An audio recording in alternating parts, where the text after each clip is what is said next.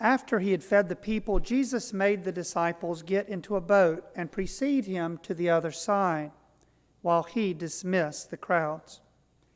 After doing so, he went up on the mountain by himself to pray. When it was evening, he was there alone. Meanwhile, the boat, already a few miles offshore, was being tossed about by the waves, for the wind was against it. During the 4th watch of the night, he came toward them walking on the sea. When the disciples saw him walking on the sea, they were terrified. "It is a ghost," they said. They cried out in fear.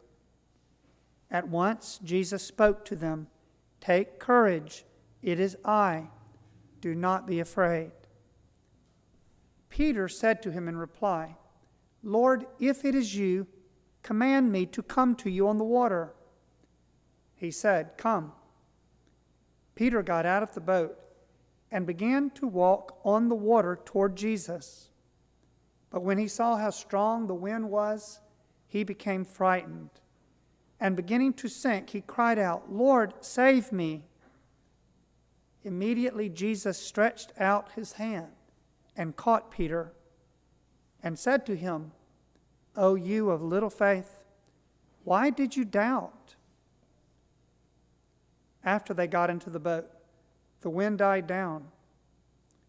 Those who were in the boat did him homage, saying, "Truly, you are the Son of God."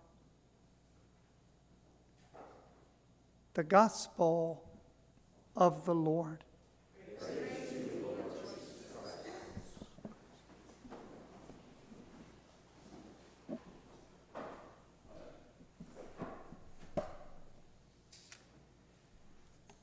In my first parish assignment in Albany, Georgia, St. Teresa's, we had a very effective youth director.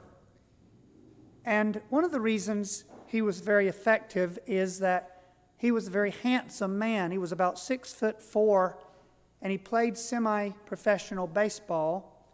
He was a very handsome, athletic guy, and so every Sunday night, all the high school girls would come because they wanted to be around him. Well, his wife was just as beautiful as he was handsome. So all the boys would come every Sunday night to be around him. So we ended up having 50 or more kids every Sunday night for our youth group. And one weekend, he had a retreat for the youth. And I came in just as he was beginning his talk. And he told this story about himself. He said, when I was in high school, I had what everybody would consider the perfect life. He said, I was a great athlete, and I was all-state in 3 different sports, Division I colleges trying to recruit me for baseball. And he said, I was smart, academics came easy for me, I made all A's, and I didn't really have to study. And he said, and I had a lot of girlfriends. A lot of the girls in the school wanted to go out with me. And he said, and I drove a sports car because he said my mom and dad both were very successful business people. They both had their own businesses, and they bought me whatever I wanted. But he said inside, I was dying because the one thing I wanted was to really believe that I was loved. And my parents were always gone, running their businesses all over the world. They would leave money on the table. And I was never brought to church. I was never taught about faith. And he said, and everybody in school was constantly saying, you're the luckiest boy in the world. You have everything. And inside, I wanted to die. So he's telling the students this story, and he says, finally, I decided that my despair was so great that I was going to kill myself. And I'm in the back thinking, oh my gosh, what is this guy going to say to my kids? And he says, I decided that I was going to take my sports car and I was going to drive at 100 miles an hour into a tree at the end of this lane. And he said, in that afternoon, he said, I got into my car, and he said, and I revved up the engine, and I took off, 60, 70 miles an hour. And all of a sudden, he said, out of one of the side streets, all of a sudden, one of these big trucks, like they have on the farm, comes hobbling out into the middle of the road, dirt falling out the back of it, which made me I had to slam on the brakes.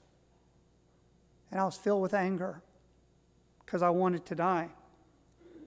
And he said, and I finally was able to turn and get beside the guy, and I turned to look so I could scream at him. And he said, and there was an old man driving the truck, and he said, and when he turned and looked at me, he smiled. And he said, and all the rage disappeared. And he said, I never felt so much love and peace in all my life. I couldn't believe it. Going from rage and despair, wanting to die, to the greatest experience of love and peace I've ever experienced. He said, that changed from one to the other. I didn't know what to do with it. And he said, so I was in the wrong lane, so I had to get in front of him. And he said, and I began to drive. I was in front of him looking at the steering wheel. What just happened? What just happened? And finally, he said, I look into the rearview mirror, and there was no truck behind me. And there was no place that it could have turned. And he said to those high school students, he said, from that day forward, I've always believed that I'm loved. That God is here. He loves me. He's real. And my faith is the greatest gift that I've ever been given. Faith is a wonderful gift. It is a supernatural gift. We learn in theology, super or theological, because it's God as its object. You can't earn it or make it happen by extra hard work or reading a book. Faith is a gift. And God infuses the gift of faith, hope, and charity, we remember from our catechism, into our soul at baptism. But God gives different amounts of faith, hope, and charity to different people, doesn't He? According to His own will and knowledge of what's best for each of us. And if He doesn't give you as much faith as He gives that person over there, that doesn't mean He loves you less. He loves you both infinitely. It means His plan for you is different.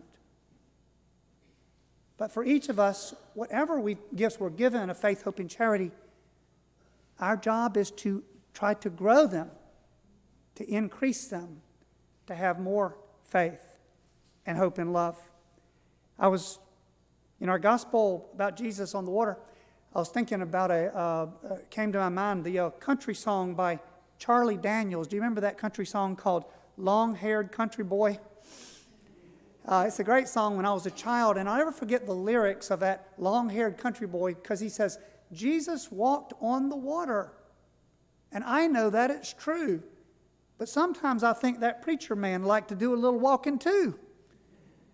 And I ain't asking nobody for nothing if I can't get it on my own.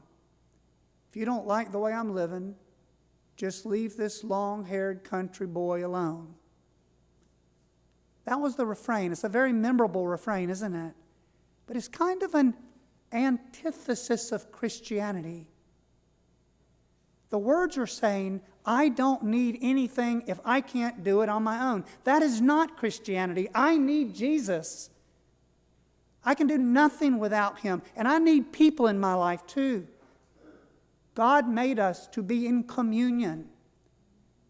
We need Jesus. And we need each other. And that's why we need the gift of faith. St. Peter was invited to take the leap of faith today, wasn't he? Jesus walking on the water. And of course, it was St. Peter's idea. I'm thinking to myself, Peter, what are you thinking? In the middle of a storm, and you go, and St. Peter says, what inspired him to say, Lord, if this is you walking on the water in the middle of this massive storm, tell me to get out of the boat and come to you. I'm like, what? And of course he does. And then he takes his eyes off of Jesus, and what happens? He begins to fail. And what does he do then? He screams what we all know, we need Him. Jesus, save me. Does Jesus save him? Like He always does, yeah. The only mistake we ever make is taking our eyes off of Jesus. St. Teresa of Avila, the only mistake we ever make is taking our eyes off of Jesus. Because the Lord is our rock. You know, we go back in the Old Testament, Abraham, we call Abraham our father in faith. Do you know why? Because unbelievable faith. Long before Jesus in Revelation, and he knew nothing about the New Testament, Abraham believed what God, who he barely knew, told him, that I'm going to make your family a famous generation. Your descendants will be like the stars in the sky and the sand on the shore of the sea. And of course, can you imagine his wife, Sarah, being a little bit cynical? Abraham, what is the matter with you? You leave your homeland to walk in the desert because this God of yours has made this promise, you say. Yet everywhere we go, people are hostile to us. Wherever this promised land is, it doesn't look too promising. He says you're going to have your descendants like stars in the sky, but you can't even have a son. Do you see what I mean? And I'm not saying she said that, but I'm just making the point. Sometimes when times get hard, we can become a little cynical and impatient, can't we? God, where are you? What's going on? Do you hear my prayers?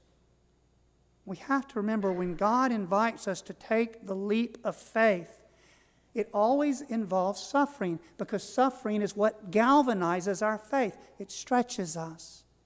And that's why God doesn't answer our prayers the first time we ask, most of the time, because He wants us to continue to believe, a test of faith.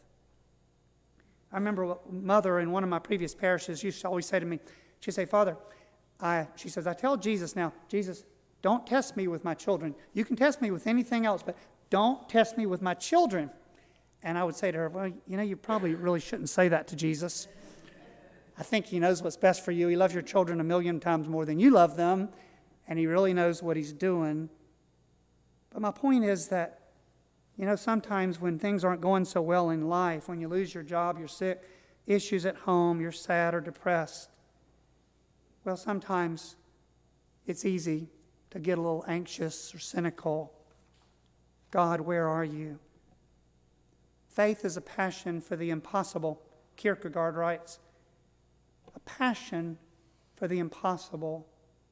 To believe that no matter how bad things look in the midst of this great storm, right? God can still come right through it. He can still bring us out of it. But He asks us to continue to believe. Some people have tremendous faith from their childhood. Other people really struggle to believe. And they'll say to me, Father, why do I struggle? Why do I have all these doubts? I don't want doubts. I just want to believe and be peaceful in my faith. And I'll say to them, well, God allows, He gives different faith to different people. All He asks is what the Catechism calls the obedience of faith. That means you submit your intellect and will to God and do everything in your power to believe, however much faith you've been given. Faith is like a light switch in a dark room. You walk in, all of a sudden, the lights come on, and people believe. And I see this all the time because I'm a priest. People who said, all my life, I'm like, what's the big deal with all this Jesus stuff? Why is everybody going to church and doing that? They didn't get it. And all of a sudden, one day, something happened, and the light switch goes on, and they're at Mass every day. Amazing grace, how sweet the sound that saved a wretch like me. I once was lost, but now I'm found, was blind, but now I see. Faith can open our eyes anytime. You know, the Sea of Galilee was a huge lake. It was 13 miles long, 9 miles wide, and the second lowest lake in the world next to the Dead Sea. These were experienced fishermen, and they knew how to fish at night. They always fished at night. So being on a boat in the Sea of Galilee was not intimidating to these apostles. They were expert sailors. But it's the fourth watch of the night. Do you know what that means? The Roman guards, the Roman centurions, had 4 watches for the purpose of keeping security. And it was 6 to 9 p.m. 9 to 12 was the second watch. 12 to 3 the third.